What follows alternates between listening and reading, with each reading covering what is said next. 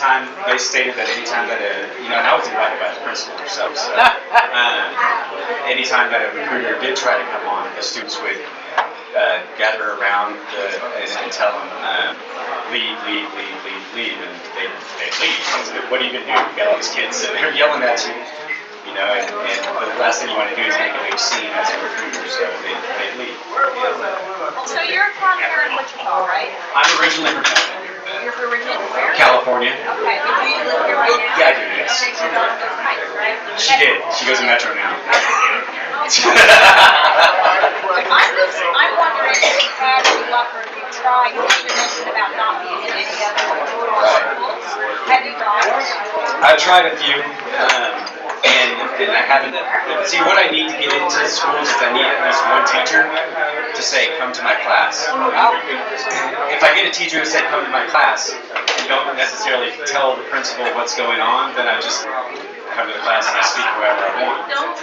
If the principal said, well, no, I need to know the curriculum, I need to know the agenda, what's going on, what are you showing? And then sometimes, like in LA, principals are like, no way in hell is that person coming in here, because we get recruiters, we have to, we're on the recruiter's payroll. And Salinas High School in California, in LA, Los Angeles County, I was supposed to go speak there. The principal said no, and so I wasn't allowed to go there. So that's one of the high schools I snuck in. I waited for the principal to go inside, acted like I was leaving, went around the building, came back in, and it was straight to this student teacher's class. And he's like, "I'm so ready to get fired. Get in here." So I stayed in there, and I stayed in there for about 3 classes because he was afraid to let me leave. So I was kind of held hostage in there. And he's like, "It was only going to be 1 class, so speaking to 3 now." And I was like, "Okay." Like I had to wait until the principal goes to lunch. So. Yeah, absolutely. You can contact me through Facebook. Facebook seems to be like the place to be, so nothing's official until it's on Facebook.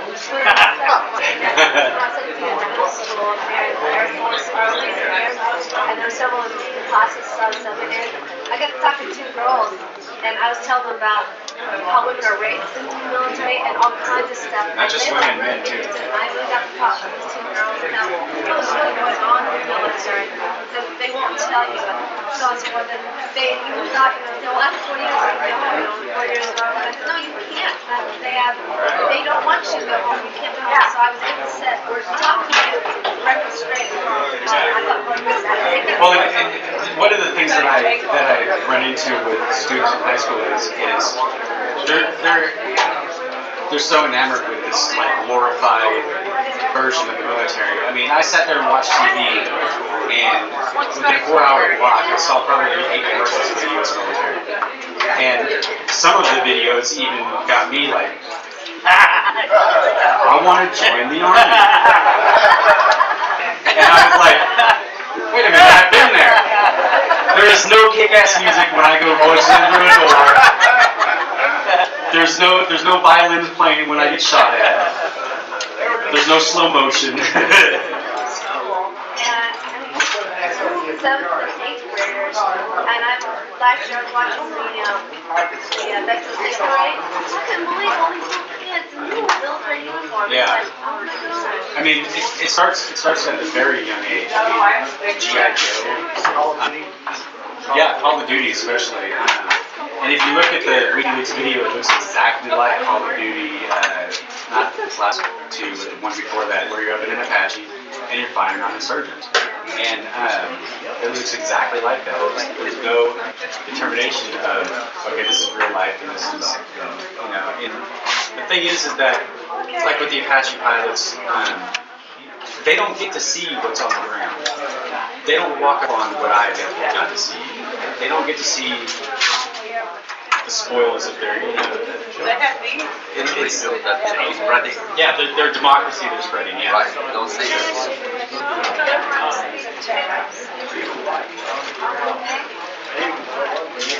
Oh yeah. What are these? Do you want to get people's questions? No. Kind of, but I'd have to pull that back out. I could probably set it up there. Some people is talking loud enough, some ain't, but I ain't tripping. Right. I guess it's just after maybe I want to know what you would do in this situation. To answer my problem. I teach, and I teach in women's studies in Wichita State. And one semester, a long time ago, I decided to include the images from all grade. I taught a class called Women in Society and Cultural Class. And I probably didn't prepare the class well enough for showing the images. But I had one student in the class whose father was military precision, and she went and told her father about these images. He then told her to say in class that these were just a few things. She's like, oh, my father's military, bad apples. How would you, if you were the instructor in that situation, how would you, I want you to be me, how would you, what would you put down? Well, I would have already had, images of like the Iraqi or the Afghanistan kill team, images from collateral murder and things like that, and images from soldiers who raped the 14-year-old girl and burned the sandwich with her family in it. So all of these are just a few bad apples trying to the system. Yeah, you're having a wide range. Absolutely, because then you're taking what, and of course the guy in the military is going to say just a few bad, because what you're doing is you're challenging their points right now. You're challenging their choice for making a living, which is to kill people. There's no good to come out of that. None. And so, yeah, I would have had already, and which I do usually, is like, oh, so this is just a few bad apples. Well, let me show you these guys. Or these are a few bad apples. How about these guys? These are a few bad apples. Versus the system This job. I got a couple of, I don't know if this story is couple. Is that real stuff? And then I went to, I was actually the anti-war in 1967, and I was so disgusted with what they were hearing. I went over to it, and I saw a very different picture. The reason that I know these people draft the years, and they hated it. The most popular song in Vietnam was, "We got to get out of this place. That's the last thing we ever do." And the whole, they'd sing it at a USO with 100, 200, 300 people, and they'd all be singing. I mean, it wasn't very different. I'm very disappointed. Because so many people over there, that's why I went over there. So I could talk to people. I could find out. It's very, very different. The other thing I want to mention was I read military investigation, so-called investigation. You can find that on Wikipedia. In fact, you can have I'm not sure what the designation was, but it was mostly written within a couple of days of the incident. And then there was a captain, I think, a major college. But it was all, it was clearly, in fact, every person in the video, except the GIs, the two kids, were identified as combatants. But it clearly wasn't true. You saw the video. And in fact, I think the captain wrote, he was in 02. He wrote, 03. He wrote, it said, how do you determine if somebody wasn't a combatant? And he said, well, I don't think they were combatants because they appeared to be 6 and 4 years old. It was unbelievable. It's right there. You can find it. And see, the way the United States government and everything has made it nowadays, because back in Vietnam, what happened with the soldiers in Vietnam and everything, they don't want it to be like that. So now you have to support the troops. You have this blind blanket of support over the troops that everybody's throwing yellow ribbons on their cars and coming up and thanking vets for thank you for defending my freedom. How the hell am I defending your freedom in Iraq? And what the hell is the yellow sticker on your car mean? Do you even know? Because you don't. And it's a way for people to feel like they're supporting something without actually having to do anything. And then I get pissed off every time I see one of those ribbons on the car. It's ridiculous. And the only way to support the troops, and honestly, the troops who join the military, they really honestly think they're doing something that's right. They think that they're doing good because they've been like mind melded into this whole little compartmentalized. You've got to do this for God and country. You've got to do this for God and country. God and country loves you. Everybody's patting them on the ass and saying, "Go die for me." And they're thinking that this is what I have to do to be a man, and this is not what you have to do to be a man. You know, they're feeding into this, and then once they get over there and they live part of it at such a young age, 18, 19 years old, giving guys 18 and 19 years old a weapon and telling them to be in charge of people's lives. And what's happening is they're getting so demented in the head that that's all they know anymore. And it's hard for me to come back because when I first got back, I was so used to, once I got out of my wheelchair and everything, I was so used to people doing what I said immediately. Like, get out of my way. When I'm driving, get out of my way. You're not getting out of my way, I just get them out of the way. But I couldn't deal with the fact that people were not listening to me anymore. Like, they're not just, they don't, get out of my way. They're just walking in front of me. Get out of my way. And, you know, I start yelling at people instead. And my wife's like, "Hey, do that." I just have one little quick thing. If we can get that movie. I got the movie. Yeah, I was thinking if we're going to set up a showing. Yeah. Yeah. It's showing. The U.S. got in trouble just 2 years ago. They found 17-year-olds in Iraq toting a gun. And because not the other age 18. You have to be 18 to deploy, Yeah, but they found out there were some 17-year-olds that were out there. I'm sure there was. And they got in trouble. But of course you didn't see it on the mean, media or trouble. see it anywhere. Trouble for the Army, that's probably like, okay, make sure you don't do anything. Yeah. But the UN decided them, I don't think everything would ever happen. Right. Like I said, my battalion commander was Pat Tillman's commander, the one who was on ESPN who said that Pat Tillman formed her, his family, all that other crap. And he was so gung-ho, it's just ridiculous. I mean, this guy actually showed us a video before we deployed of, what's that movie, The Last Samurai with Tom Cruise? Yes. The part where they're running into battle and they're getting shot up and shit. And he's like, "That's what I want you to do for me." I'm like, "Yeah, okay."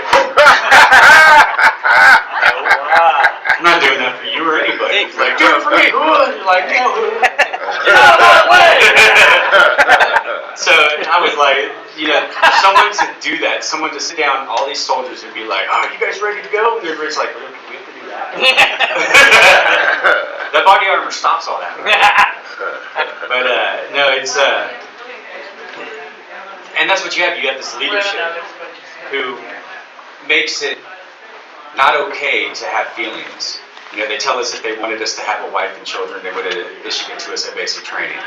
I got in trouble. I got in trouble after I got back because I was a shitbag according to them because I didn't want to fire my weapon and stuff, and I got wounded. Even when I was wounded, they gave me such a hard time. I was walking around with a cane, and the commanding general walked by, and I didn't snap to attention and salute as I'm walking with the cane, and the sergeant major goes, "Why are you not at attention and saluting, soldier?" I was like, "Because I have the cane." Like, "Why are you not?" I said, "Because I have a fucking cane." "What's your unit?" Like, 260 Rangers would. I was over it at that point, and they gave me an Article 15. I wasn't allowed to see my family for Christmas and stuff, so I was fine with it. They're like, "You got extra duty." I'm like, "To do what? I can't do anything. I have a broken back. I have metal rosin. You want me to do what?" And they're like, "You're going to sit at CQ all day and all night." I'm like, "Okay, I'm just going to sit at home anyway, so I'll do that." But, they just do anything to demoralize you, to make you feel like just like the saying, "Get the sand out of your vagina, quit being a pussy." I mean, if you have any kind of remorse or thought for another human being whatsoever, especially in the Rangers and in the infantry, you're just nothing. You're nothing. And you might as well go be with the women cooks and stuff like that. And it's fine. They can say what they want about me. And I actually still get a lot of crap. I've had soldiers I served with who threatened to exterminate my entire bloodline, is what they said. So they're going to come kill me and my family, my kids. And I said, "You're not doing anything to help your image here." I'm saying that on an open forum website. Ethan, I think. I did not want to have contact with Chelsea during the trial, just because of the simple fact that I mentioned in the chat logs, my name, my Facebook is in the chat logs, everything like that. And I had people going, "What are you doing in the chat logs?" And I'm like, "What are you talking about?" And so I've been meaning to write to Chelsea. I just haven't gotten around to it because what do you say? What do you actually say to someone who's your hero? Tell them that. Yeah, I mean, I have through many different forms, but I don't want to just write "You're my hero!" exclamation point and then send it off in the mail. I feel that way about you, damn it. I do. I do too. You observe it with others. For me, I think if the United States were to apply the same rules we apply to other nations' leaders, Bush should be tried for Social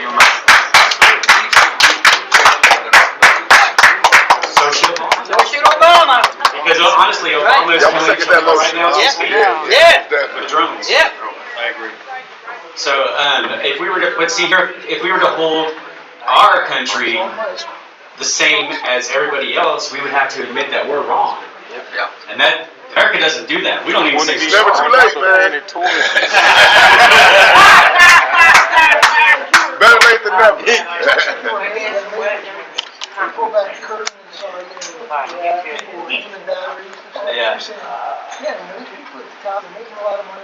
It's all about money. It's never good, bad, right, wrong, more. It's just a game of how much money can we make. But see, the problem with that is we have to have a lot of people out there.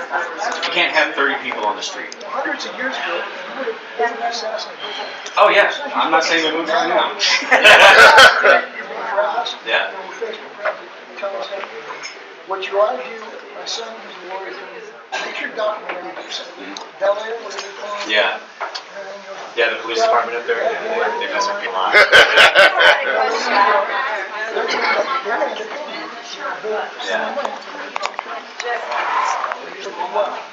Absolutely. We do know. Yeah. Yeah, I was just wondering if you have met any local military folks who share your opinions and your ideas. And another question is, have you heard of Oath Keepers, or have you ever had contact with them? Yeah, Oath Keeper. Any local veterans? Terry, have we met any local veterans who share my? I've met a lot of veterans nationwide who share. Some of you might be familiar with the name Michael Preisner or Kevin Baker. They're some of my best friends. They were both soldiers who served in Iraq, who feel exactly the same way I do, and they go to the high schools with me. And whenever I'm in LA, and man, we reach a large audience in LA, and that's LA is a big area. I went to Compton High School and had Compton High School, and they actually started their own peace action group at Compton High School. Yeah. So I mean, it's awesome. So what's the Veterans for Peace? I've been told that the Peace and Social Justice Center, but I could never find them. I don't know of any local VFP. Well, they're there because I keep saying I wanted to create, because I was a member of the National for a while, and so I wanted to start one here. But at the Peace and Justice Center, they kept telling me, "Oh, we have a group, but nobody can get me in touch with the people." Their members are. They wanted me to start one here. I'm a member of VFP as well. I just don't have the time to. I mean, and to be honest with you, my main focus is on the youth right now, and that's what I'm going to do. And just like IBAW had me kind of in their ranks for a minute, and they started to stray off and do other things. And my thing is that I'm staying with what I know and what I want to do. I'm not going to jump around all these other different organizations. And that's the only way that I've pretty much survived so long, I think. So. Well, that's my kind of focus too. I wanted to get vets together to reach out, get to these students in the junior and senior high schools. And Okay, I'll send you some numbers I've got, and I'll speak to a couple of people about that. Yeah. Could you tell us a little bit more about Oath Keepers and what maybe we could do to get involved with that? Okay. Oath Keepers is basically military members who abide only by their oath, which is to support and defend the Constitution of the United States of America against all enemies, foreign and domestic, with emphasis on the domestic. We are firm believers in the Second Amendment, as well as everybody's created equal, and we're not going to stand for government. There's a reason that the Second Amendment was made, and it wasn't for us to fight people who were foreign. It was for us to overthrow the government if the day came that the government just tried to was full of tyranny and became so evil that we felt it needed to be. And it's getting to that point. I mean, it's getting bad. And that's the point. I just heard that New York. I just read on the news that New York has now gone out and required everybody to turn in their firearms. So California's already done this, and they're abolishing the Second Amendment. They're abolishing all of our rights, and a lot of people are just sitting there like, okay, look, I'm safe. I'm safe. No, you're not safe, because this is exactly what Hitler did before he took over and went through and killed all the Jews. This is exactly what happened. History repeats itself, and they're taking away our weapons because they don't want us to be able to fight back. And there's just too many things going on, and Oath Keepers are basically stating, because they've been asking military leaders, will you fire on your U.S. citizens? And the ones who say no get fired. In fact, we were in basic training. We were trained for like Katrina and other things like that, natural disasters, and time zombie apocalypse type stuff. Zombie apocalypse was not zombies; it was you guys. And so we were trained to. My nephew came back from basic training, and he was like, I'll shoot my mother if they tell me to, and I had to slap him around a little bit. He finally opened his eyes and stuff. But Oath Keepers is military members who are saying that I will not fight against my own people. I will withhold my oath, and there's Oath Keepers supporters group on Facebook you can probably look up. In order to be an Oath Keeper, you must be in the military. That must have started in the military. But there are the supporter pages and stuff like that. And right now they're going after the guys who are Oath Keepers and stuff. They're trying to get all the weapons and stuff from them. Sorry. Well, I've heard about Oath Keepers I heard a guy on the radio, and he was like one of the heads of the Oath Keepers.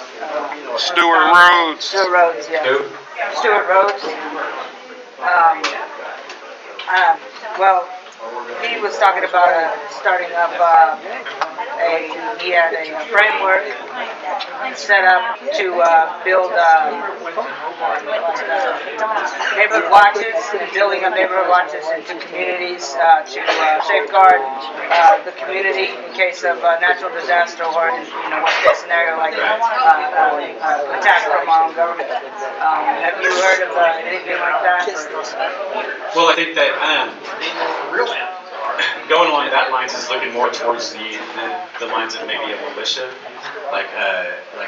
Well, not actually. He specifically talked about not being a militia at all, but more. But how can you not militialize people who have weapons? That's a militia. Right. And that's what everybody's kind of trying to steer away from, because they don't want to be labeled as militia, and they don't want to be immediately referred to as terrorists, because I'm already listed as a domestic terrorist. Oh yeah. So I'm on a watch list. So it's your list. They're looking at me and they're like, what are you gonna do? Right, just wait. So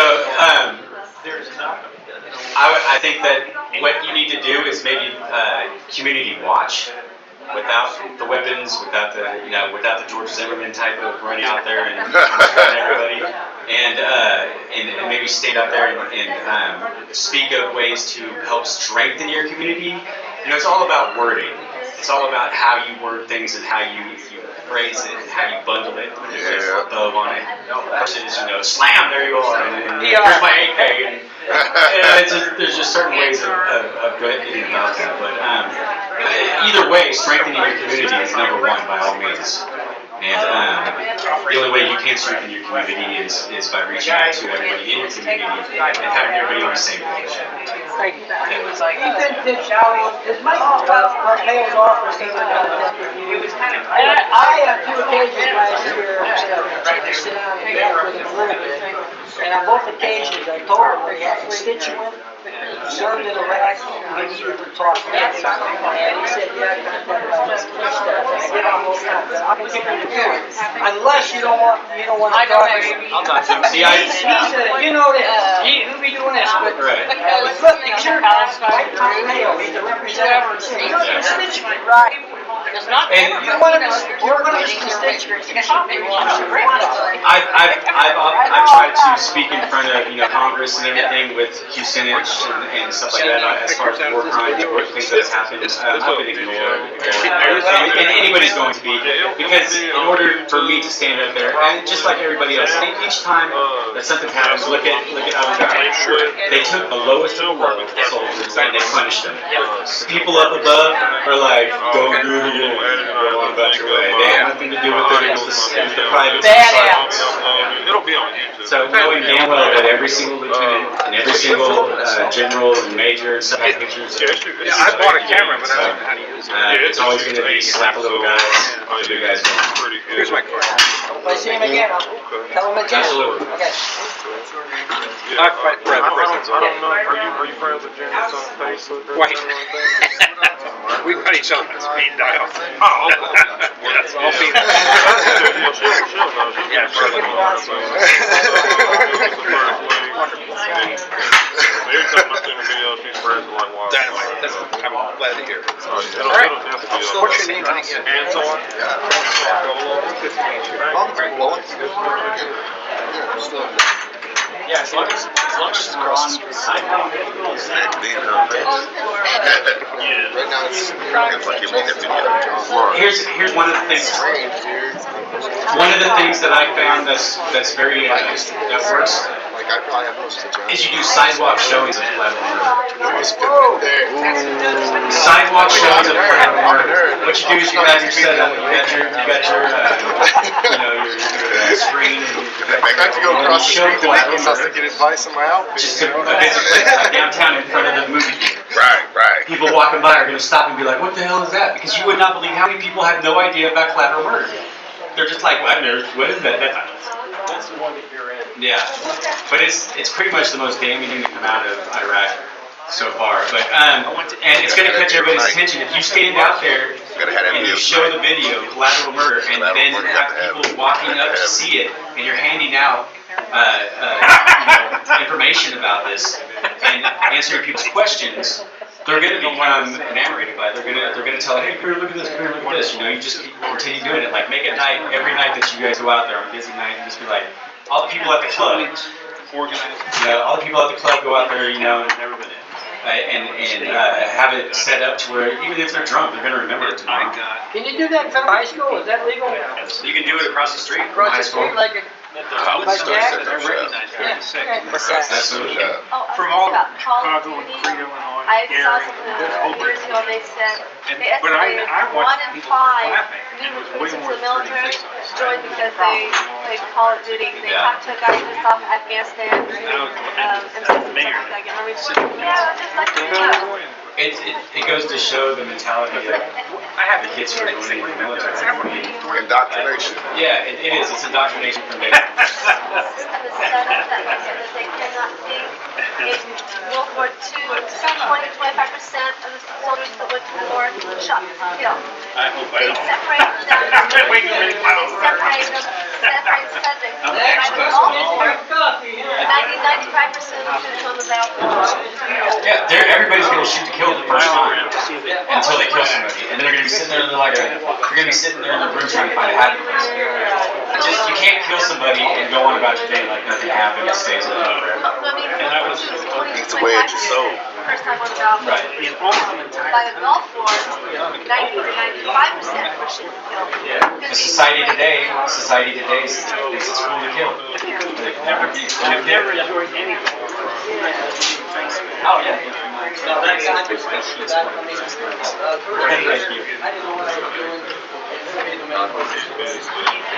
We should probably head out.